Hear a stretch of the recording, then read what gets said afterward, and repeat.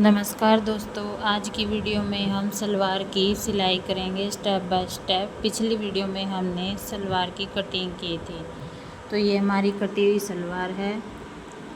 सबसे पहले हम इसे अच्छे से सेट करेंगे। ये हमारी बेल्ट है और ये हमारे पल्ले हैं। और सबसे पहले हम कलियां जोड़ेंगे। हम सबसे पहले 2 कलियां लेंगे और उनकी आसन की सिलाई करेंगे। दोनों पार्ट को अच्छे से एक साथ मिलाते हुए हम आसन की सिलाई करेंगे। पीछे से थोड़ा हल्के हाथ से हम पकड़ के रखेंगे ताकि हमारे कपड़े में खिंचाव ना आए। फिर एक सिलाई और हम आसन पर लगाएंगे पक्का करने के लिए। सेम तरह से हम दूसरी कली को भी जोड़ देंगे। ये हमने सेंटर से कटिंग नहीं की थी क्योंकि यहाँ से हमारा अनफोल्ड था, तो हम इसे सेम ऐसे ही आधा इंच मार्जिन के साथ सिलाई करेंगे और इस पर भी हम डबल सिलाई लगाएंगे। इस तरह से हमने अपनी दोनों कलियाँ आसन की तरफ से जोड़ दी हैं। अब हम पल्ले ज्वाइंट करेंगे किनारी को ध्यान में रखते हुए। 2 कलियां हम लेंगे और उसके साथ हमारे पल्ले पर उल्टे और सीधे का निशान लगाते हुए हम कलियों के साथ पल्ले को ज्वाइंट करेंगे आधा इंच मार्जिन के साथ।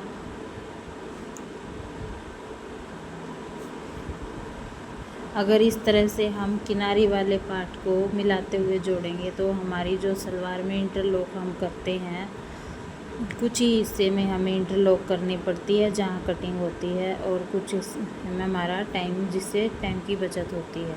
अब दूसरी साइड हम दूसरी कली के साथ दूसरे पल्ले को ज्वाइंट करेंगे, सेम उल्टा और सीधे का ध्यान रखते हुए किनारी से किनारी वाले फैब्रिक को मिलाते हुए आधा इंच मार्जिन को हम ध्यान में रखते ही सिलाई करेंगे। इससे हमारी जो सिलाई में परफेक्शन और फिनिशिंग आती है और दिखने में भी हमारी जो स्टिच की हुई चीज़ है वो सुंदर दिखती है। अब हमने 2 कलियों के साथ दोनों साइड पल्ले जोड़ दिए हैं। अब उन्हीं पल्लों के साथ हम बाकी की 2 कलियों को भी जोड़ देंगे। अगर इस तरह से हम अपनी सलवार के सभी पार्ट को जोड़ेंगे तो किसी प्रकार की कोई भी कन्फ्यूज़न नहीं होगी और ना ही हमारे पार्ट उल्टे सीधे जुड़ेंगे, क्योंकि कई बार हम जल्दबाजी में गलत पार्ट जोड़ देते हैं जिससे हमारा टाइम भी ख़राब होता है और हमें बार बार उधेड़ना पड़ता है।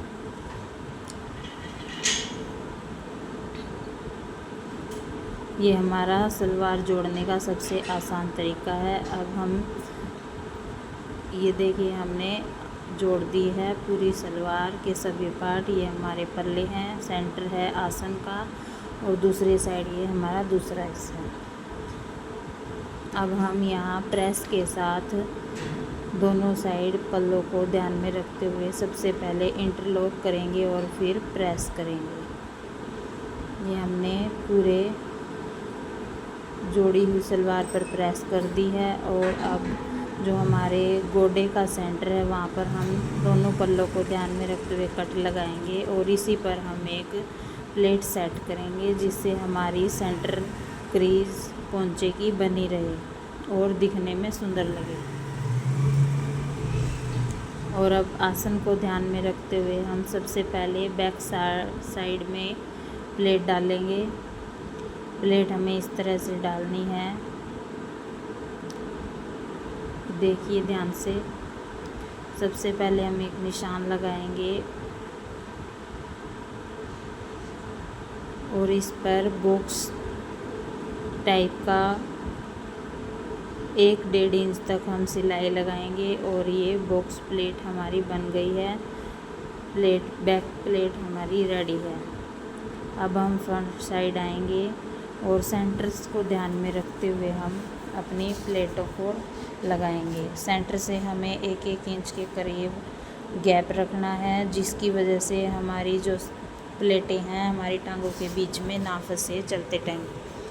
अब निशान के बाद ही हमें प्लेटें शुरू करनी है। 2-2 इंच के हिसाब से हम मार्जिन रखते हुए इस तरह से एक प्लेट लगाएंगे।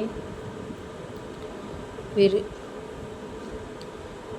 प्लेट के 1/2 इंच का गैप छोड़कर हम दूसरी प्लेट को लगाएंगे। सेम तरह से हम पहली प्लेट को 1/2 इंच छोड़ते हुए ही दूसरी प्लेट को पहली प्लेट पर सेट करेंगे और इसी तरह से हम सभी प्लेटों को लगा लेंगे। इस तरह से अगर हम प्लेट लगाते हैं तो हमारी जो प्लेट हैं वो दिखने में सुंदर लगती हैं। सभी प्लेटों का जो गैप मार्जिन है वो बराबर होने की वजह से दिखने में अच्छी लगती है। अब हम सबसे पहले क्रीज वाली प्लेट को सेट करेंगे पिन सुई के साथ, और उसके बाद अगर बीच में एक प्लेट हमारी थोड़ी छोटी आती है तो उसको हम उसी अकॉर्डिंग सेट करेंगे ताकि हमारी प्लेट का सेंटर पल्ले का बना रहे। अब पिन को हटा करके हम बाकी की प्लेट लगा लेंगे।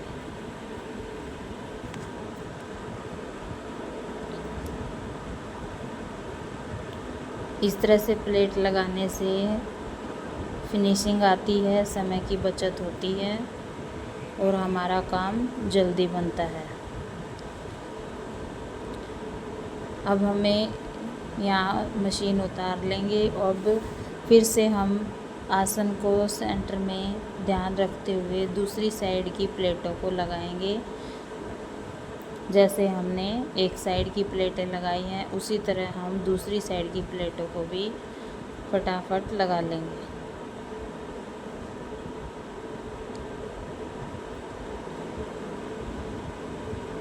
ये हमारी फ्रंट की प्लेट हमने डाल दी है और हमारी प्लेट रेडी है।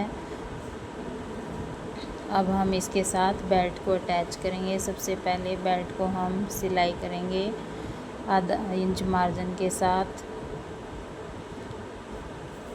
इस पे भी हम डबल स्टिच लगाएंगे पक्का करने के लिए। अब दूसरी साइड हम नाड़ा डालने के लिए या डोरी डालने के लिए सबसे पहले 1/2 इंच तक हम सिलेंगे, 1/2 या 1/4 इंच तक हम सिलेंगे और उसे उतार देंगे। अब नीचे की साइड से हम सिलना स्टार्ट करेंगे सेम मार्जिन के साथ, और 1.25 इंच तक का हमें बीच में गैप रखना है। वहाँ से हम वापस सिलाई को मोड़ देंगे और ये हमारा यहाँ नाले के लिए होल बन जाएगा और इसे इस तरह से गुम सिलाई के साथ हम फिनिश करेंगे।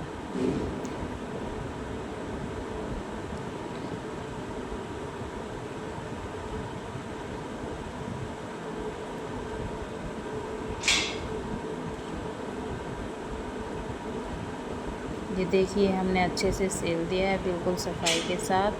ये हमारा नाले के लिए होल भी रेडी है। अब इसे हम 1/2 इंच मोड़ेंगे, फिर हम इसे 1 इंच मोड़ेंगे और डोरी डालने के लिए नेफे को रेडी करेंगे बिल्कुल सफाई के साथ। ये हमारी बेल्ट रेडी है। अब हम एक्स्ट्रा धागों को छांटकर और सबसे पहले बेल्ट का सेंटर लेंगे और सेंटर का फिर से सेंटर लेंगे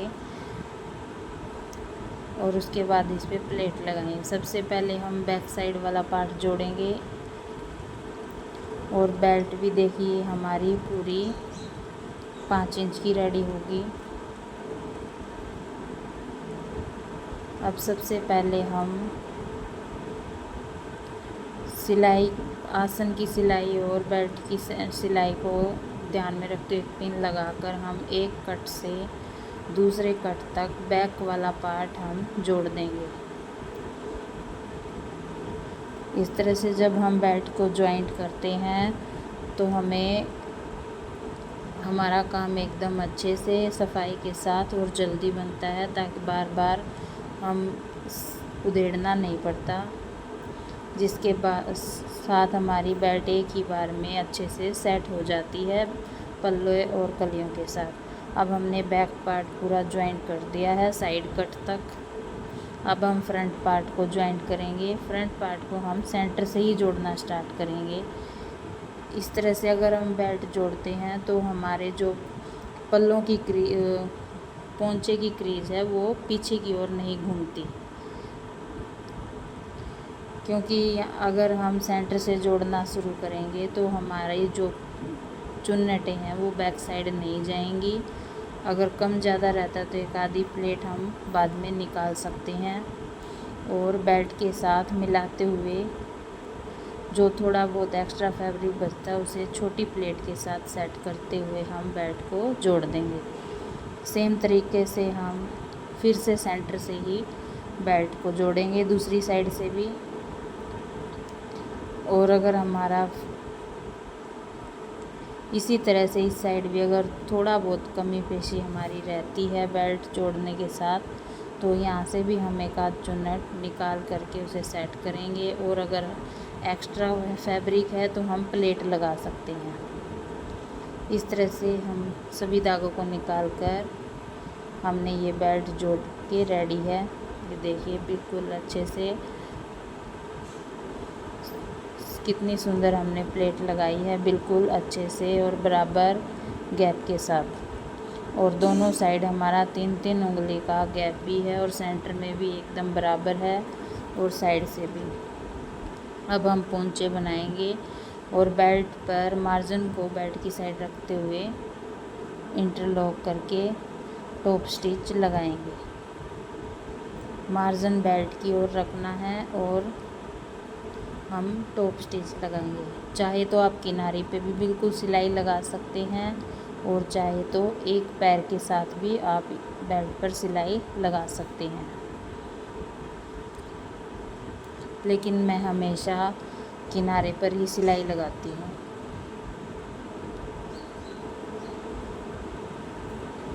क्योंकि मुझे ऐसे ही सिलाई पसंद है। अब इसे पक्का करेंगे और हटा लेंगे और एक्स्ट्रा धागे को कट करेंगे। इस तरह से हमारा बेल्ट वाला पार्ट सलवार का रेडी है। अब हम पोंचे बनाएंगे। पोंचे के लिए सबसे पहले मोरी की साइड से हम अच्छे से बराबर करेंगे। अगर छोटा बड़ा है तो फैब्रिक, और इसके लिए हम लेकर आएंगे, ये हमारे पास फोम है जो रेडीमेड साइज़ में भी आती है, और हम एक चौरस सीट भी लेकर आते हैं जिसमें से हम खुद नाप कर अपने हिसाब से कटिंग करते हैं। सबसे पहले इसे कपड़े के साथ इस तरह से पेस्ट करेंगे। सेम तरीके से हम दूसरी पट्टी पर भी इसे फोम को पेस्ट करेंगे और अच्छे से कवर करेंगे। अब हम इस पर सेंटर का कट लगाते हुए दोनों कट को एक साथ मिलाकर हम फोम के साथ साथ सिलाई लगाएंगे। अब मार्जिन को फोम वाले पोंचे की साइड करते हुए हम एक टॉप स्टिच लगाएंगे, किनारे वाली सिलाई, और अब इसे पलटी करके हम किनारे पर सिलाई लगाएंगे। पोंचे वाले कपड़े को हमें हाथ के साथ पीछे की ओर धकेलना है, जिससे हमारी पोंचे में क्रीज ना आए। अब एक्स्ट्रा जो फैब्रिक होता है उसे हम कटिंग करके इस तरह से लाइन लगा लेंगे। 2 लाइन नीचे की ओर लगाएंगे एक एक पैर की, और फिर हम पलट करके पीछे की साइड से बराबर सिलाई लगाएंगे। अब सीधा करके हमें पूरे पोंचे पर सेम सिलाई लगानी है। जैसे हमने नीचे की साइड 2 सिलाई लगाई थी, वैसे ही ऊपर की साइड भी 2 सिलाई लगाएंगे। अब हमारा जो सेंटर का पार्ट है उस पर हम 2-2 इंच के हिसाब से निशान लगाएंगे दोनों साइड, और इन निशानों के साथ हम क्रॉस में सिलाई लगाएंगे।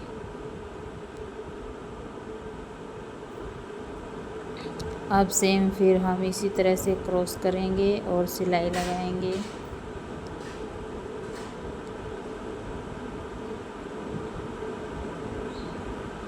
अब फिर से हम इसी तरह से क्रॉस करते हुए एक एक पैर की सिलाई पूरे पोंचे पर लगाते रहेंगे। जिससे हमारे पोंचे में एक सुंदर सा डायमंड डिज़ाइन का चौरस डिज़ाइन बनकर रेडी होगा, जो दिखने में भी सुंदर लगेगा और बनाने में भी आसान है, ज़्यादा समय भी नहीं लगता।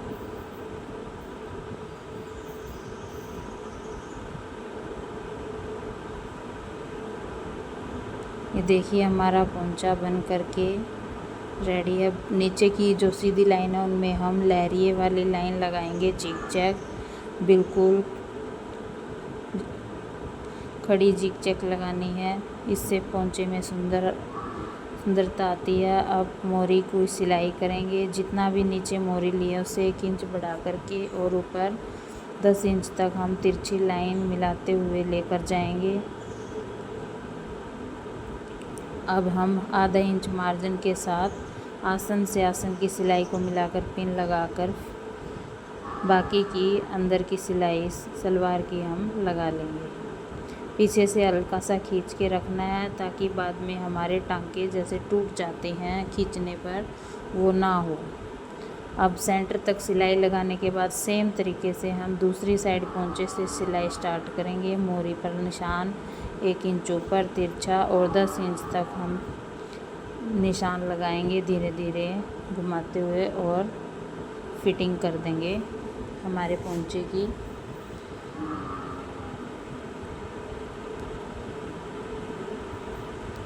इस तरह से हमारी सलवार बनके रेडी हो जाएगी।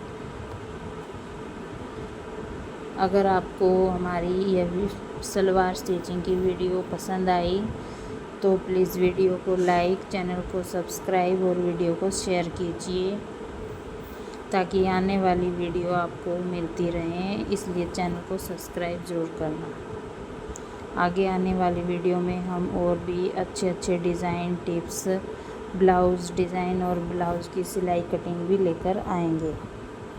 अब एक्स्ट्रा फैब्रिक कट करने के बाद हम ये देखिए दिखाते हैं कि हमारी सिलाई कितने अच्छे से लगी है। ये हमारी सलवार रेडी है। धन्यवाद।